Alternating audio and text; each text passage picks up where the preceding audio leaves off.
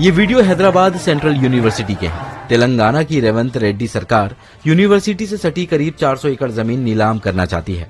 सरकार का दावा है कि यहां आईटी पार्क बनने से 50,000 करोड़ का इन्वेस्टमेंट आएगा और 5 लाख नौकरियां मिलेंगी।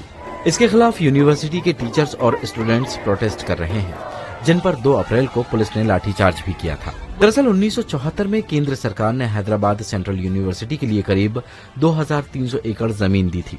साल 2003-04 में राज्य सरकार और यूनिवर्सिटी के बीच जमीन से जुड़ा एक समझौता हुआ। सरकार का कहना है कि समझौते के तहत ये जमीन सरकार की हो गई है। इसके बदले यूनिवर्सिटी को गोपनपल्ली में 357 एकड़ जमीन दी गई थी। 2004 में आंध्र प्रदेश सरकार ने जमीन IMG एकेडमीज को अलॉट कर दी थी, जिसे बाद में रद्द कर दिया गया। फिर तेलंगाना राज्य बनने पर यह जमीन Telangana state industrial infrastructure corporation यानी TGIIC को मिली। कॉर्पोरेशन ने मार्च में एरिया के डेवलपमेंट का प्लान शेयर किया, जिसके बाद 30 मार्च को बुलडोजर पेड़ काटने के लिए पहुंचे।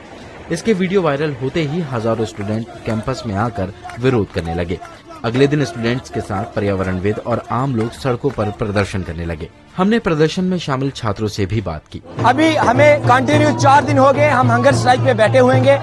हमारी कोई डिमांड, हमारी कोई मांग पूरी नहीं कर रहे हैं। हम जस्टिस के लिए बैठे हैं। जो बायोडाइवर्सिटी नहीं रहेगा तो आफ्टर 10 इयर्स हैदराबाद में रहना बहुत मुश्किल हो जाएगा। जो रेवंत रेड्डी का जो डिसीजन है गलत डिसीजन है और नहीं करना चाहिए। आपको फिर से सोचना चाहिए। मामले पर हमने यूनिवर्सिटी के एक अधिकारी से भी बात की। बिना पहचान बताए वो कहते हैं, हम स्टूडेंट और बाकी स्टेक होल्डर्स के साथ कांटेक्ट में हैं। यूनिवर्सिटी कैंपस के अंदर पेड़ों की कटाई नहीं हो रही है।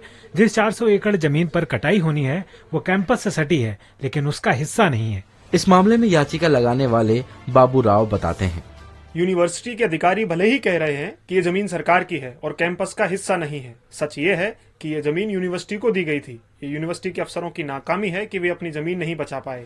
सुप्रीम कोर्ट ने इस मामले में एक्शन लेते हुए पेड़ों की कटाई पर रोक लगा दी है और तेलंगाना के चीफ सेक्रेटरी को स्टेटस रिपोर्ट सबमिट करने का आदेश दिया है।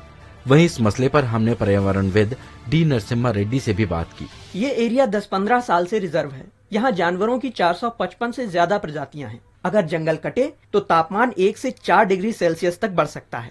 इससे पानी की भी कमी होगी।